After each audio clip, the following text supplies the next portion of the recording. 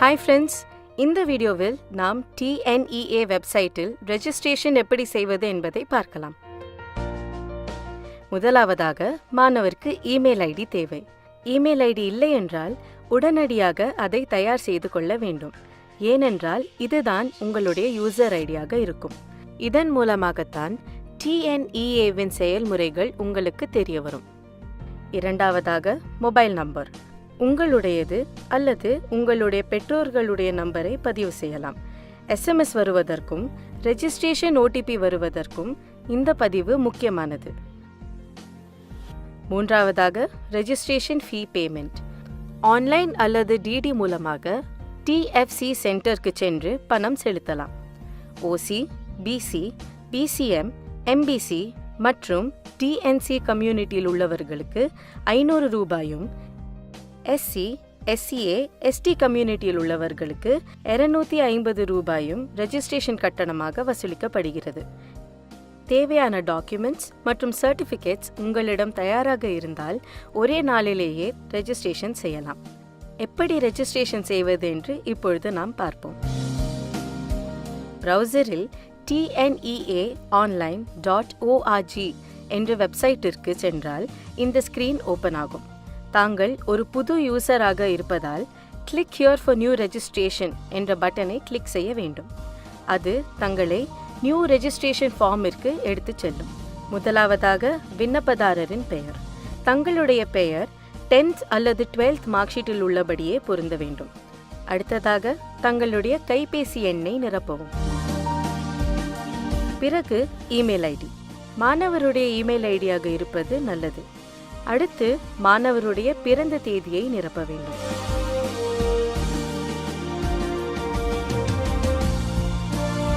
அதுக்கு அடுத்ததாக 2 கேள்விகள் கேட்கப்படும். முதலில் +1 தேர்ச்சி அடைந்து விட்டீர்கள் என்றால் எஸ் என்று கிளிக் செய்ய வேண்டும். அப்பொழுதுதான் அடுத்து செல்ல முடியும். அடுத்ததாக தகுதி தேர்வு. அதில் HSC, SSLC போன்ற தகுதி தேர்வை தாங்கள் தேர்ந்தெடுக்க வேண்டும். பிறகு TNEA அக்கவுண்டுடைய பாஸ்வேர்டை தாங்கள் செட் செய்யலாம். 2 தடவை அப்பாஸ்வேர்டை உறுதிப்படுத்த பதிவு செய்ய வேண்டும். அந்த பாஸ்வேர்ட் செல்லுபடியாக முக்கியமாக ஒரு ஆல்பபெட், ஸ்பெஷல் கேரக்டர் மற்றும் நம்பர் இருக்க வேண்டும். பாஸ்வேர்ட் செட் செய்தவுடன் தாங்கள் எஸ் என்று கிளிக் செய்தால் ஒரு கன்ஃபர்மேஷன் பாப்அப் வரும். அதற்கு எஸ் என்று கிளிக் செய்தால் உங்கள் மொபைலிற்கு அல்லது இமெயில் ஐடிக்கு ஒரு OTP வரும். அந்த OTPயை நிரப்பி சப்மிட் செய்தவுடன் ரெஜிஸ்ட்ரேஷன் ப்ராசஸ் நிறைவடையும். அது யூசர் லாகின் பேஜிற்கு கொண்டு செல்லும். இமெயில் அட்ரஸ் தான் தங்களுடைய யூசர் ஐடி. பிறகு தாங்கள் உருவாக்கிய பாஸ்வேர்டை நிரப்பி லாகின் செய்யுங்கள்.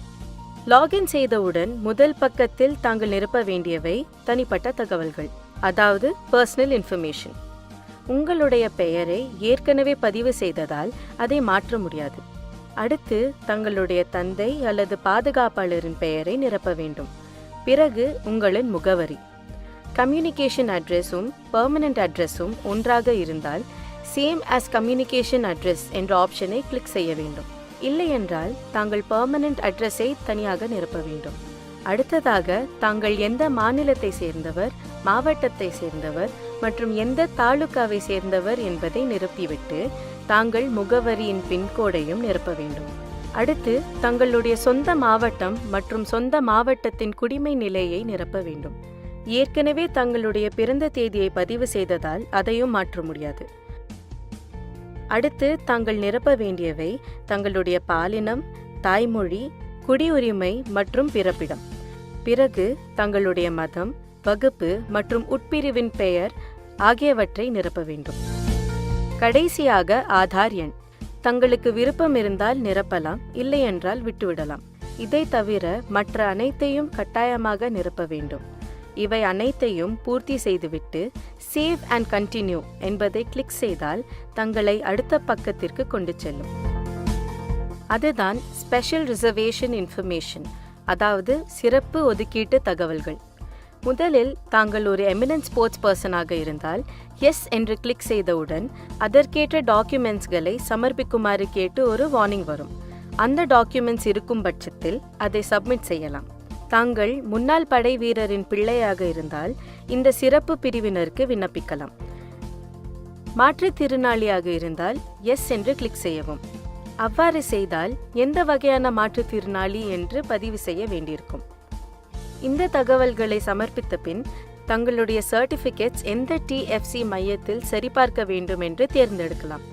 எமினன்ஸ் ஸ்போர்ட்ஸ் ரிசர்வேஷன் தேர்ந்தெடுத்திருந்தால் கண்டிப்பாக தங்களுடைய சான்றிதழ் சரிபார்ப்பு சென்னையில் தான் நடக்கும். இல்லை என்றால் 110 சேவை மையங்களிலிருந்து நீங்கள் தேர்ந்தெடுக்கும் மையத்தில் சான்றிதழ் சரிபார்த்து கொள்ளலாம். TFC மையத்தை தேர்ந்தெடுத்தவுடன் சேவ் அண்ட் கண்டினியூவை கிளிக் செய்யுங்கள். மூன்றாவதாக கல்வி உதவித்தொகை பற்றிய தகவல் பக்கம், அதாவது ஸ்காலர்ஷிப் இன்ஃபர்மேஷன். இதில் தங்களுடைய பெற்றோரின் தொழில் என்ன, ஆண்டு வருமானம் என்ன, நீங்கள் முதல் தலைமுறை பட்டதாரியா, நீங்கள் உயர்கல்வி உதவித்தொகை ஏற்கனவே பெற்றவரா போன்ற கேள்விகளுக்கு பதில்களை நிரப்பிவிட்டு சேவ் அண்ட் கண்டினியூவை கிளிக் செய்ய வேண்டும். அடுத்ததாக பயின்ற பள்ளி பற்றிய தகவல்கள் பக்கம், அதாவது ஸ்கூல் ஆஃப் ஸ்டடி இன்ஃபர்மேஷன். நீங்கள் படித்த பள்ளி அரசு பள்ளியா, அரசு உதவி பெற்ற பள்ளியா, தனியார் பள்ளியா என்பதை தேர்ந்தெடுக்க வேண்டும். அடுத்ததாக அப்பள்ளியின் குடிமை நிலையை தேர்ந்தெடுக்க வேண்டும். அடுத்த கேள்வி, நீங்கள் 8ஆம் வகுப்பிலிருந்து 12ஆம் வகுப்பு வரை தமிழகத்தில் படித்தீர்களா? இல்லை என்றால் நேட்டிவிட்டி சர்டிஃபிகேட்டை சமர்ப்பிக்க வேண்டும். கல்வி உரிமை சட்டத்தின் கீழ் தனியார் பள்ளியில் 6ஆம் வகுப்பு முதல் 8வது வகுப்பு வரை படித்தீர்களா என்ற கேள்விக்கு எஸ் அல்லது நோ என்ற பதிலை தேர்ந்தெடுக்க வேண்டும். அடுத்து அரசு பள்ளியில் 6ஆம் வகுப்பிலிருந்து 12ஆம் வகுப்பு வரை படித்தீர்களா என்ற கேள்வி 7.5% இடஒதுக்கீட்டிற்காக கேட்கப்படும் கேள்வி. அதற்கும் எஸ் அல்லது நோ என்று பதில் அளிக்கவும். அடுத்து தாங்கள் படித்த பள்ளிகளின் விவரங்கள் கேட்கப்படுகிறது. 6 முதல் 12ஆம் வகுப்பு வரை தாங்கள் தமிழகத்தில் படித்தீர்கள் என்று பதிவு செய்திருந்தால் அதை மாற்ற இயலாது. எந்த மாநிலத்தில், மாவட்டத்தில் மற்றும் மண்டலத்தில் படித்தீர்கள் என்ற விவரங்களை ஒவ்வொரு ஆண்டு விகிதமாக நிரப்பவும். ஒருவேளை 6 முதல் 12ஆம் வகுப்பு வரை ஒரே பள்ளியில்தான் படித்தீர்கள் என்றால் நேம் ஆஃப் த ஸ்கூலுக்கு அருகில் உள்ள செக் பாக்ஸில் apply 6 standard school name to all என்று கிளிக் செய்தால் முதல் வரிசையிலிருந்து மற்ற வரிசைகளுக்கும் தானாகவே அதே விவரங்கள் நிரம்பிவிடும். ஒருவேளை வெவ்வேறு பள்ளிகளில் படித்திருந்தீர்கள் என்றால் தனித்தனியாக விவரங்களை நிரப்ப வேண்டும். எல்லா விவரங்களும் ஒரு முறை சரிபார்த்துவிட்டு சேவ் அண்ட் கண்டினியூவை கிளிக் செய்யுங்கள். அடுத்த பக்கம் கல்விசார் தகவல், அதாவது அகாடமிக் இன்ஃபர்மேஷன். இங்கே நீங்கள் படித்த கல்வியை குறித்த கேள்விகள் இருக்கும். முதலாவதாக உங்களுடைய தகுதி தேர்வு, HSC, SSLC போன்றவைகளிலிருந்து நீங்கள் தேர்ச்சி பெற்ற தேர்வை தேர்ந்தெடுக்க வேண்டும். இரண்டாவதாக உங்களுடைய தேர்வு வாரியம். HSC ஆக இருந்தால் தங்களுடைய சான்றிதழில் உள்ள பெர்மனன்ட் ரெஜிஸ்டர் எண்ணை நீங்கள் பதிவு செய்யலாம். அது தங்களுக்கு தெரியவில்லை என்றால் விட்டுவிடலாம். அடுத்ததாக HSC ரோல் நம்பரை நீங்கள் பதிவு செய்ய வேண்டும். பிறகு தேர்ச்சி பெற்ற ஆண்டு. கடந்த ஆண்டுகளில் தேர்ச்சி பெற்றிருந்தால் உங்களுடைய மதிப்பெண்களை நீங்கள் நிரப்ப வேண்டி வரும். HSCயில் அகாடமிக் அல்லது வொகேஷனல் கோர்ஸுகளில் இருந்து எந்த கோர்ஸை தேர்ந்தெடுத்தீர்கள் என்று பதிவு செய்ய வேண்டும். அடுத்ததாக எந்த குரூப் எடுத்தீர்கள் என்றும் பதிவு செய்ய வேண்டும். பிறகு தங்களுடைய கல்வி பயிற்று மொழியை தேர்ந்தெடுக்க வேண்டும். அடுத்து தங்களுடைய +2 தேர்வின் மொத்த மதிப்பெண்ணை பதிவு செய்ய வேண்டும். பிறகு தங்களுடைய 10ஆம் வகுப்பின் மொத்த மதிப்பெண் மற்றும் தனிப்பட்ட மதிப்பெண்ணையும் பதிவு செய்ய வேண்டும். அடுத்ததாக நீட் மற்றும் JEE போன்ற தேர்வுகளுக்கு விண்ணப்பித்தீர்களா என்ற கேள்விக்கு எஸ் அல்லது நோ என்ற பதிலை கிளிக் செய்ய வேண்டும். இதற்கடுத்து தங்களுடைய EMIS நம்பர், அதாவது கல்வி மேலாண்மை தகவல் மையம் எண் என்று எல்லா மாணவர்களுக்கும் கொடுக்கப்பட்ட எண்ணை பதிவு செய்ய வேண்டும். அதை வைத்து தங்களுடைய பள்ளியின் குறிப்புகளை கண்டுபிடிக்க முடியும்.